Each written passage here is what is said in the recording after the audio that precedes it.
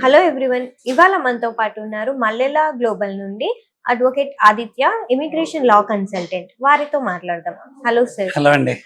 Visa అనేది నేనైతే ఇప్పుడు ఫస్ట్ టైం వింటున్నా. సో దాని గురించి చెప్పండి, ఈబీ5 వీసా ఎలా వర్క్ అవుతుంది ఏంటి అని. అవునండి, చాలా మందికి అసలు ఈబీ5 వీసా అంటే ఏంటో తెలియదు అనమాట. చాలా మంది ఏంటంటే మీలాగే ఫస్ట్ టైం విన్నాళ్ళు ఉంటారు. అందుకే నేను ఉంది ఏంటంటే ఇక్కడ వాళ్ళని ఎడ్యుకేట్ చేయడానికి. ఈబీ5 వీసా అనేది ఏంటంటే ఒక సెల్ఫ్ స్పాన్సర్డ్ వీసా అనమాట. యూజువల్ గా యూఎస్కే ఎవరైనా వర్క్ చేయాలంటే ఒక ఎంప్లాయర్ స్పాన్సర్ చేయాలి కదా. ఎంప్లాయ్మెంట్ స్పాన్సర్ చేస్తేనే వాళ్ళు ఏంటంటే అక్కడ ఉండి వర్క్ చేయడానికి వాళ్ళకి ఎలిజిబిలిటీ వస్తుంది వర్క్ వీసా మీద. ఆర్ఎల్స్ వాళ్ళు గ్రీన్ కార్డ్ రావాలన్నా ఎంప్లాయర్ స్పాన్సర్ చేయాలి. ఈబీ5 వీసా ఏంటంటే మన డబ్బులతో మనమే సెల్ఫ్ స్పాన్సర్ చేసుకుంటాం. సో మనకి ఏంటంటే ఈబీ5 ఇన్వెస్టర్ వీసా అంటారు అందుకే. సో ఈబీ5 ఇన్వెస్టర్ వీసా అనేది మనకి 1990లో ఇమిగ్రేషన్ యాక్ట్ ద్వారా యుఎస్ ఫెడరల్ గవర్నమెంట్ తీసుకొస్తాం జరిగింది అనమాట. United States citizenship service and immigration service ద్వారా. సో ఏంటి అంటే ఇక్కడ మనం డబ్బుల్లో ఇన్వెస్ట్ చేస్తే మనం ఈబీ5 వీసా క్వాలిఫై అవుతాం. ఓకే. సో అంటే ఈ ఈబీ5 వీసాకి మనం ఇన్వెస్ట్ చేయాలంటే ఎంత వరకు ఇన్వెస్ట్మెంట్ పెట్టాలి మన సైడ్? సో మనం ఈబీ5 వీసా అనగానే మనకు అర్థం కావాల్సింది డెఫినెట్ గా ఏంటంటే సెల్ఫ్ స్పాన్సర్డ్ వీసా కాబట్టి ఇట్స్ అన్ ఇన్వెస్టర్ వీసా. అంటే మన డబ్బులు మనం పెడతాం. మన డబ్బులు ఏవైతే ఉన్నాయో అవి మనం తీసుకెళ్ళి అక్కడ ఇన్వెస్ట్ చేస్తాం వల్ల ఈ మనీని ఇన్వెస్ట్ చేసే మనీని ఫారిన్ ఇన్వెస్ట్మెంట్ ఫండ్ గా గుర్తిస్తారండి. సో మనం ఇన్వెస్ట్ చేయాల్సిన మనీ ఏంటి అంటే $800,000. అంటే $800,000 అనగానే 7 to 8 crores అండి. సో 7 to 8 crores మనీని మనం తీసుకెళ్లి యుఎస్ లో ఇన్వెస్ట్ చేసినప్పుడు ఈ ఫండ్ ని మన ఫారిన్ ఇన్వెస్ట్మెంట్ ఫండ్ గా గుర్తించి ఈ ఫండ్ వల్ల అక్కడ ఎకానమీ, ఎంప్లాయ్మెంట్, ఇన్ఫ్రాస్ట్రక్చర్ అంత డెవలప్మెంట్ బూస్ట్ అయ్యి గ్రో అవుతుందని బేస్ చేసుకొని మనకి గ్రీన్ కార్డ్ అనేది ఇస్తాం జరుగుతుంది. అది చాలా ఫాస్ట్ గా ఇస్తాం జరుగుతుంది అనమాట. యూజువల్ గా దీనికి ఏంటంటే స్టేజెస్ ఎలా ఉంటుందంటే మనం కనుక ఈ 7 to 8 crores లిక్విడేట్ చేసి అక్కడ ఇన్వెస్ట్ చేస్తే మనం ఒక ఆథరైజ్డ్ యుఎస్ గవర్నమెంట్ ఆథరైజ్ చేసిన ప్రాజెక్ట్స్ లో ఇన్వెస్ట్ చేయాలి. Which are like called as regional centres అనమాట. ఈ రీజనల్ సెంటర్స్ లో ఇన్వెస్ట్ చేస్తే మనకి ఎలా ఉంటుంది అంటే నెక్స్ట్ 6 to 8 months లో మనకి వర్క్ పర్మిట్స్ వస్తాయండి. అలానే మనం ఈ వీసా మీదకి మన చేంజ్ ఆఫ్ స్టేటస్ అయింది అంటే మనకు వర్క్ ఆథరైజేషన్స్ అవి వస్తాయి. అలానే నెక్స్ట్ 1.5 year లో మనకు కండిషనల్ గ్రీన్ కార్డ్ వస్తుంది. ఓవరాల్ గా 4 to 5 years permanent resident green card వస్తుంది జరిగింది. అలానే ప్రాజెక్ట్ బేస్ చేసుకొని next 3 to 5 years or like 2 to 4 years లో మన మనీ మనకి వెనక్కి వస్తుంది జరిగిద్దండి. మనం ఇన్వెస్ట్ చేసిన money. That's the speciality of this EB five investor visa అన్నమాట. అంటే 7 to 8 crores అనేది చాలా హ్యూజ్ అమౌంట్ మన దగ్గర. సో అంత ఇన్వెస్ట్ చేసి వెళ్ళే వాళ్ళు ఉన్నారా? మంచి క్వశ్చన్ అండి. సో ఏంటంటే 7 to 8 crores అన్నాక అది ఈజీ కాదు. చాలా మంది ఏంటంటే కష్టం కదా. ఇప్పుడు మామూలుగా 50 lakhs 1 crore పెట్టి ఎడ్యుకేషన్ పంపాలన్నా ఆస్తులు అమ్ముకోనో లేకపోతే లోన్ తీసుకోనో అప్పు తీసుకోనో పంపుతున్నారు. మరి మనం ఇక్కడ ఏం మాట్లాడుతున్నాం అంటే 7 to 8 crores ఏవైతే మనం ఇన్వెస్ట్ చేస్తున్నామో ఆ మనీ మళ్ళీ వెనక్కి వస్తుంది. So that's the speciality of this process. But ఏంటి అంటే మరి మనకి ఏం మార్గాలు ఉన్నాయి యుఎస్ లో? ఇప్పుడు గ్రీన్ కార్డ్ రావాలంటే అదర్ అన్ని ఆప్షన్స్ మూసుకుపోయింది కదా, ఏం ఆప్షన్స్ లేవు, ఆల్టర్నేటివ్ ఏం లేదు. మరి మనం వెళ్ళి అక్కడ సెటిల్ అవ్వాలి అంటే ఫైనల్ గోల్ ఏంటి?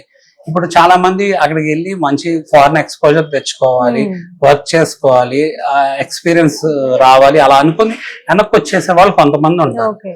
కానీ మోస్ట్ ఆఫ్ ద పీపుల్ ఏంటంటే అక్కడికి వెళ్ళే వాళ్ళు మ్యాండేటరీ అక్కడ సెటిల్ అవ్వాలి, గ్రీన్ కార్డ్ రావాలనుకుంటారు. మరి దానికి మనకి ఏం అదర్ ఆప్షన్స్ ఉన్నాయి అనేది కూడా మనం చూస్ చేసుకోవాలి. సో చూస్ చేసుకున్నప్పుడు మనకున్న ఆప్షన్ ఇదనమాట. 7 to 8 crores ఎక్కువ అంటే ఇప్పుడు మనం ఉన్నాం అండి, మన పిల్లల్ని ఎంత కష్టమైనా సరే లక్షలు పెట్టి ఇంటర్నేషనల్ స్కూల్స్ లో చదివిస్తున్నాం. ఎందుకు? మామూలు స్కూల్స్ కూడా ఉన్నాయి కదా. ఇంటర్నేషనల్ స్కూల్స్ అంత లక్షలు పెట్టి సంపాదించాల్సిన అవసరం అప్పు చేసి ఇంటర్నేషనల్ స్కూల్స్ లో చదివిస్తాం. మంచి కాలేజెస్ పంపిస్తాం, అబ్రాడ్ కాలేజెస్ పంపిస్తాం అప్పు చేసి. అంత అవసరం ఏముంది అంటే ఒక రకంగా మనమే మంచి స్టాండర్డ్ ఉన్న లైఫ్ స్టైల్ ఉన్న కంట్రీకి వెళ్ళాలి, లేకపోతే నీకు హై ఎక్స్పోజర్ రావాలని చెప్పేసి ఆ ఆప్షన్ ని ఆప్ట్ చేసుకున్నాం. మరి ఆ ఆప్షన్ ఆప్ట్ చేసుకున్నాము అంటే దట్స్ ద బెస్ట్ ఆప్షన్ కదా for your life style or for your experience or for your future అని. సో మరి మన ఫ్యూచర్ ని మనం ప్రొటెక్ట్ చేసుకోవాలి అంటే మనకు ఉన్న మార్గాలు ఏంటి? ఇప్పుడు మనకి హైదరాబాద్ తీసుకోండి, లేకపోతే అమరావతి తీసుకోండి, మన ఆంధ్ర తెలంగాణలో there are properties which are ranging from like ఏంటంటే స్టార్టింగ్ 5 crores నుంచి 30 crores or 30 to 50 crores properties కూడా ఉంటున్నాయి కదా. చాలా మంది ఏంటంటే అంత ఖర్చు పెట్టి 15 crores అవనండి, 12 crores అవనండి ఫ్లాట్స్ తీసుకున్నారు, గైడెడ్ కమ్యూనిటీస్ తీసుకున్నారు, లేకపోతే 20-30 crores పెట్టి హౌసెస్ తీసుకుంటున్నారు. అంటే there are people like who are ready to invest.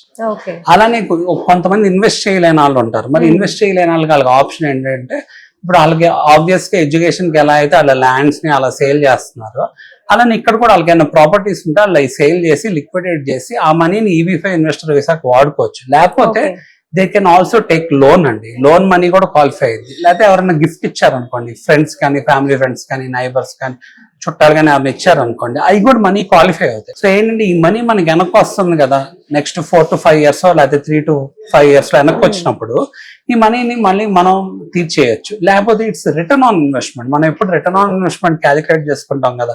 ఇప్పుడు ఎడ్యుకేషన్ కి 50 lakhs 1 crore పెట్టి పంపామనుకోండి ఎవరికన్నా, మళ్ళీ ఆ మనీ మనకి ఎప్పుడు రిటర్న్ అవుతున్నాయి, మనం జాబ్ చేసి అక్కడికి వచ్చేస్తాయి అనే కదా మనం అక్కడికి వెళ్తుంది. ఇది కూడా అంతే అనమాట. ఇక్కడ ఏంటంటే మనం ఇన్వెస్ట్ చేసే మనీ మనకి వెనక్కి వస్తుంది. ప్లస్ మనం ఎప్పుడైతే EB5 ఇన్వెస్టర్ వీసాని చూస్ చేసుకున్నాం, మనం one employment to other employment మారే అవకాశం ఉంటుంది. సో అది మారటం వల్ల ఏంటంటే మన ఒక ప్యాకేజెస్ పెరిగింది, ప్లస్ మనకి స్టెబిలిటీ కూడా ఉంటుంది. US లో ఇప్పుడు చాలా మంది ఇల్లులు కొంటున్నారండి, more than 1 million పెట్టి కూడా కొంటున్నారు. కానీ ఏంటంటే అంత పెట్టి కొన్నా కూడా అక్కడ ఏంటంటే వాళ్ళకి ఇల్లు ఉంది కదా అని చెప్పి US గవర్నమెంట్ వాళ్ళని ఉండని. వాళ్ళు ఏంటంటే ఇమిగ్రేషన్ లా పరంగా వాళ్ళు ఎప్పుడైతే స్టేబుల్ గా ఈ పర్మనెంట్ రెసిడెంట్ గ్రీన్ కార్డ్ ఉంటుందో అప్పుడే అలా ఉండడానికి ఉంటుంది. లేకపోతే ఏంటంటే టెంపరీగా ఉండాలి. లైక్ ఏంటంటే వర్క్ వీసాస్ మీద టెంపరీగా ఉండాలి. జాబ్ పోతే ఇబ్బంది అయింది. లేకపోతే ఇప్పుడు కొంతమంది స్టూడెంట్స్ వీసా మీద వెళ్తారు, తెలియదు వాళ్ళు ఏమనుకుంటారంటే స్టూడెంట్ వీసా మీద వెళ్ళి కూడా బయట వర్క్ చేస్తూ ఉంటారు. బయట లీగల్ గా వర్క్ చేయకూడదు. కానీ స్టూడెంట్ వీసా మీద వెళ్ళినప్పుడు part time only with in the యూనివర్సిటీగా వర్క్ చేయాలి ఆన్ క్యాంపస్. అయితే డిపెండెంట్ వీసా ఉంది, డిపెండెంట్ వీసా మీద వర్క్ చేయడానికి ఉండదండి. డిపెండెంట్ వీసా ఏంటి అంటే PAD స్టేజ్ లో ఉన్న, అంటే గ్రీన్ కార్డ్ అప్రూవ్ అయ్యే పోస్ట్ డిపెండెంట్ మీద ఉంటే వర్క్ చేసుకోవచ్చు. అయినా సరే మన వాళ్ళు illegal grocery stores, gas stations, ఇంకా అదర్ ఇది చేసుకుంటారు, క్యాష్ తీసుకొని పార్ట్ టైం వర్క్ చేయడం జరుగుతుంది. అంటే ఏంటంటే they are risking their life. అలానే అక్కడికి వెళ్ళిన వాళ్ళు యూజువల్ గా ఇండియా అంత త్వరగా తిరిగి రావట్లేదు, చాలా టైం తీసుకుంటున్నారు. ఎందుకంటే వాళ్ళకి ఇమిగ్రేషన్ ప్రాబ్లమ్స్ వస్తాయని. మీ చుట్టాల్లోనే చూసుకోండి, చాలా మంది వెళ్ళారు అనుకోండి, అంత ఈజీగా వెంటనే ఇండియా రారు. విజిటింగ్ కూడా రావాలంటే ఆలోచిస్తూ ఉంటారు. ఎందుకంటే వాళ్ళకి స్టేబుల్ వీసా స్టేటస్ ఉండకపోవచ్చు. మొన్నటి వరకు ఏంటంటే ఇమిగ్రేషన్ వాళ్ళు ఎక్కడ ఆపేస్తారు అని భయపడతా ఉండేవాళ్ళు అన్నమాట. సో ఇవన్నీ కన్సర్న్స్ ఉంటాయి కాబట్టి ఈ ఛాలెంజెస్ అన్ని ఓవర్కమ్ చేయాలి. కాబట్టి ఇది ఈ రీజనబుల్ సెట్ ఆఫ్ ప్రాబ్లమ్స్ ఏవైతే ఉన్నాయో ఇవన్నీ ఓవర్కమ్ అయ్యి ఎవరన్నా USA సెటిల్ అవ్వాలి అంటే ఇది ఒక మార్గం అండి. ఈ మార్గాన్ని ఆప్ట్ చేసుకోవచ్చు. ఆప్ట్ చేసుకోవాలి అంటే మనకు సోర్స్ ఆఫ్ ఫండ్స్ డెఫినెట్ గా ఉండాలి. మనం తీసుకెళ్లి రైట్ఫుల్ గా ఈ సోర్స్ ఆఫ్ ఫండ్ ని US గవర్నమెంట్ ఆథరైజ్ చేసిన ప్రాజెక్ట్స్ లో ఇన్వెస్ట్ చేయాలి. అయితే ఇప్పుడు ఇంత హ్యూజ్ అమౌంట్ మనం పెడుతున్నాం కదా EB5 వీసాకి, సో ఎంత వరకు అష్యూరెన్స్ ఉంది ఖచ్చితంగా మనం ఇన్వెస్ట్ చేసిన ప్రతి ఒక్కరికి వీసా అప్రూవ్ అవుతుంది అని చెప్పేసి? 7 to 8 crores పెడుతున్నాము అంటే మామూలు విషయం కాదండి. ఎందుకంటే అంత ఈజీ ఏం కాదు, చాలా కష్టం కదా. సో ఈ 7 to 8 crores అనేది హార్డ్ అండ్ మనీ. ఎవరికైనా చాలా ఇబ్బందిగా ఉంటుంది. లిక్విడేట్ చేయాలన్నా, తీసుకెళ్లి ఇన్వెస్ట్ చేయాలన్నా ఇట్స్ లైక్ ఏంటంటే they are risking their lives అన్నట్టు ఉంటుంది అనమాట. ఎంత కష్టపడి సంపాదించుకున్నాయో లేకపోతే తల్లిదండ్రులు ఇచ్చి ప్రొటెక్ట్ చేసుకుంటూ వచ్చి తీసుకెళ్లి అక్కడ ఇన్వెస్ట్ చేయాలి అంటే మన పిల్లల కోసం, మన కోసం ఇన్వెస్ట్ చేస్తున్నాం కాబట్టి సేఫ్టీ, సెక్యూరిటీ ఇంపార్టెంట్. సో ఏంటంటే ఎప్పుడన్నా మనీని ఎక్కడన్నా బిజినెస్ లో కానీ రియల్ ఎస్టేట్ ప్రాజెక్ట్స్ లో ఇన్వెస్ట్ చేస్తాం అనుకోండి, యూజువల్ గా మనకి ఇక్కడ మెంటాలిటీ ఎలా ఉంటుంది, రియల్ ఎస్టేట్ లో ఇన్వెస్ట్ చేస్తాం అనుకోండి, మన ప్రాపర్టీ ఎంత పెరుగుతుంది, దాని ప్రాపర్టీ ఒక డాక్యుమెంట్స్ కరెక్ట్ గా ఉన్నాయి లేదా, నెక్స్ట్ ఏంటంటే ప్రాపర్టీ ఏదైనా రిటర్న్స్ వస్తున్నాయా, అలాంటివన్నీ చూస్ చేసుకుంటాం కదా. ఇక్కడ కూడా కొన్ని పారామీటర్స్ ఉన్నాయి మనం ఆప్ట్ చేసుకోవాల్సింది. మన ఇక్కడ ఏంటంటే మన మనీ ఇన్వెస్ట్ చేసేటప్పుడు ఏం చూడాలి అంటే మన డబ్బులు రైట్ఫుల్ గా రైట్ ప్రాజెక్ట్ లో ఇన్వెస్ట్ అవుతుందా, ఇన్వెస్ట్ అవటం వల్ల మన ఇమిగ్రేషన్ గోల్ అంటే మన గ్రీన్ కార్డ్, మన ఇమిగ్రేషన్ గోల్ అచీవ్ అయ్యి మన గ్రీన్ కార్డ్ మనకు వస్తుందా లేదా, ఎంత ఫాస్ట్ గా వస్తుంది, ప్లస్ మనం ఇన్వెస్ట్ చేసిన డబ్బులకి సెక్యూరిటీ ఏంటి, సేఫ్టీ ఏంటి, అవి ఎలా వెనక్కి వస్తున్నాయి, ఆ ప్రాజెక్ట్ కి సెక్యూరిటీ ఉందా, దాని ప్రాజెక్ట్ కి కొలాటరల్స్ ఉన్నాయా, ఈ ప్రాజెక్ట్ డెవలప్ చేసే వాళ్ళు ఎక్స్పీరియన్స్ ఏంటి, వాళ్ళ ఆథరైజేషన్స్ ఏంటి, ఎటువంటి క్రెడిబుల్ పీపుల్ ఉన్నారు, వాళ్ళకి కంప్లైన్స్ ఉన్నాయా, వాళ్ళు లా ఫాలో అవుతారా, లీగల్ ఆస్పెక్ట్స్ ఏంటి, లీగల్ డాక్యుమెంట్స్ ఏంటి, ఇవన్నీ చూసుకోవాలి. మన మనీ ఎప్పుడైతే ఎట్ రిస్క్ ఉందో ఆ రిస్క్ ని మనం మిటిగేట్ చేసి తగ్గించుకునే అవకాశం చూసుకోవాలి. సో అందుకే ఏంటంటే రైట్ సోర్స్ ఆఫ్ పీపుల్ తో మనం అసోసియేట్ అయ్యి తెలుసుకొని మోర్ అవేర్నెస్ తెచ్చుకొని EB5 వీసా ద్వారా అడ్వాంటేజ్ ఎలా పొందాలి అనేది మనం చూసుకోవాలి. అది మన మీద బర్డెన్ ఉంటుంది. మనం అందుకే మనం డ్యూ డెలిజెన్స్ చేసుకోవాలి.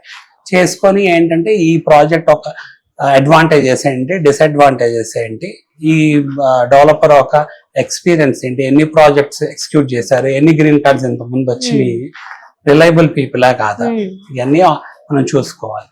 సో అంటే చాలా మందికి తెలీదు లైక్ ఎవరిని నమ్మాలి ఎవరిని నమ్మకూడదు, వీళ్ళ దగ్గర నిజంగానే ఇవన్నీ ప్రాసెస్ వీళ్ళు ఫాలో అవుతున్నారా లేదా అని చెప్పి.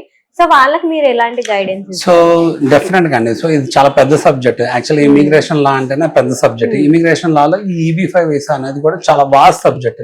సో ఇదేంటంటే ఒక duration, amount of duration, one should travel with that particular person అన్నమాట.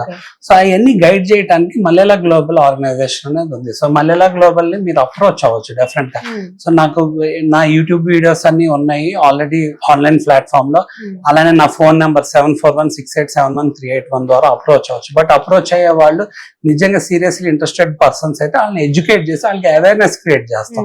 సో వాళ్ళ దగ్గర ఆ 7 to 8 crores $800,000 నిజంగా లిక్విడేట్ చేసుకోగలరు అంటే వాళ్ళు అప్రోచ్ అయినప్పుడు వాళ్ళకి మంచిగా అవేర్నెస్ క్రియేట్ చేసి అసలు EB-5 వీసా ఎలా ఆప్ట్ చేసుకోవాలి, ఎలా ముందుకు వెళ్ళాలి, దీన్ని ఎలా ప్రిఫర్ చేయాలి, లేకపోతే ఎటువంటి సోర్స్ ఆఫ్ ఫండ్స్ క్వాలిఫై అవుతాయి, అవి ఎక్కడ ఇన్వెస్ట్ చేయాలి, ఎక్కడ ఇన్వెస్ట్ చేశాక ఎప్పుడు వెనక్కి వస్తాయి, లీగల్ డాక్యుమెంట్స్ ఏంటి, మీరు అటార్నీస్ తో ఎలా టైఅప్ అవ్వాలి, లేకపోతే ఈ project related authorised projects regional centres అంటే ఏంటి, USCIS ఏం చెప్తుంది అంటే United States citizenship service and immigration service అసలు ఏం ప్రిస్క్రైబ్ చేస్తుంది, ఆ పారామీటర్స్ ఏంటి, ఇవన్నీ గైడ్ చేయడానికే మల్లెలా గ్లోబల్ ఉందన్నమాట. ఓకే.